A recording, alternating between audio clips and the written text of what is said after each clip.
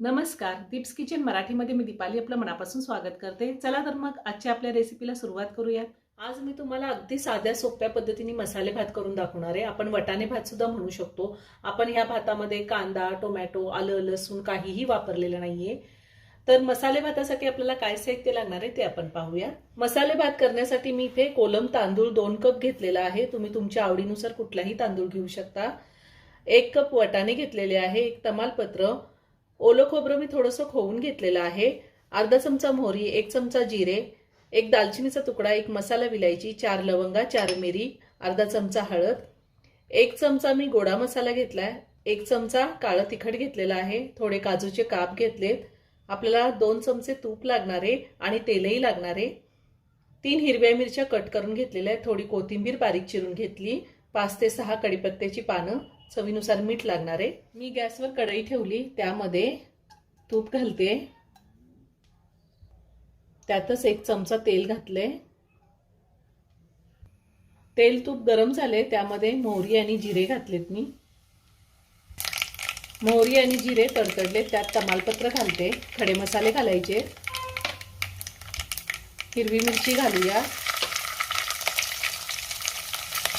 कढीपत्ता घालायचा आहे, वटाणे घालायचे आणि त्यातच मी काजू पण घातले। हे 1 मिनिटभर आपल्याला चांगलं परतून घ्यायचंय। वटाणे मी परतून घेतलेले आहे। आपल्याला हा ओला खोवलेला नारळ घालायचा आहे, आपण वरतून सुद्धा थोडासा घालणार आहोत आणि त्यातच मी बारीक चिरलेली कोथिंबीर घातली आहे।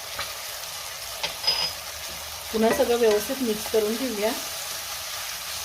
आता ह्यामध्ये आपल्याला हळद घालायची आहे, गोडा मसाला घालायचा आहे, काळं तिखट घालायचं आहे, तिखटाचं प्रमाण तुम्ही तुमच्या आवडीनुसार कमी किंवा जास्त घेऊ शकता। हे सगळं व्यवस्थित मिक्स करून घेऊया। आता ह्यामध्ये धुतलेला तांदूळ घालायचा आहे। तांदूळ मी आधी भिजत ठेवला नव्हता। आता तांदूळ मी 2 मिनिटं तेलावरती चांगला परतून घेणार आहे। 2 कप तांदूळ घेतलेला आहे, त्यासाठी मी 4 कप पाणी गरम करायला ठेवले। आपल्याला गरम पाणीच घालायचंय। मी तांदूळ 2 मिनिटं चांगला परतून घेतला। आता आपल्याला ह्यामध्ये पाणी घालायचंय, पाणी गरमच घालायचंय।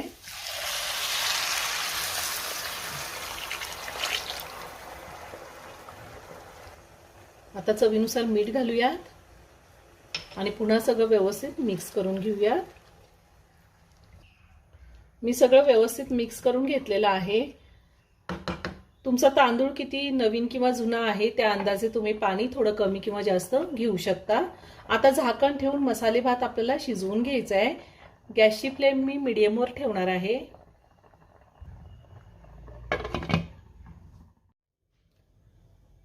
दहा ते 12 मिनिटं झालेली आहे आणि भात शिजलेला आहे। वरतून आपण थोडी कोथिंबीर घालूयात,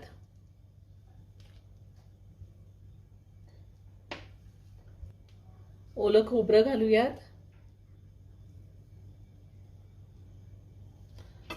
आता भात आपण सगळा व्यवस्थित मिक्स करून घेऊया। खूप छान सुटसुटीत झालाय भात।